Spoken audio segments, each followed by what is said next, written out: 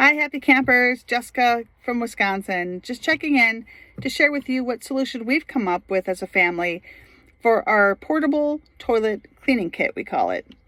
We have a 2008 Scamp 13-foot model with floor plan 1. When we purchased our Scamp, we didn't worry about a bathroom. We've never had one in the past with tent camping. So we decided to go with this floor model, have the extra sleeping space, and got a portable toilet to fit underneath the couch in the cupboard. The problem is you still need to dump something out when you get back out on the road or when you're closing out your trip.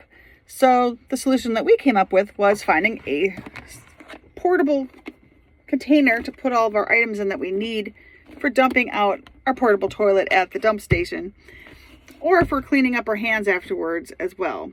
I found a 1.2 liter Tupperware container, designed the top, and in it we keep our gloves, we keep a pack of wet wipes, and some hand sanitizer for those dump stations that are just too gnarly to talk about.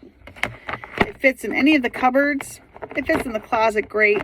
What I like about it is you're not dealing with a bunched up Ziploc bag in the back of the cupboard that you're digging around for, and it's impact resistant.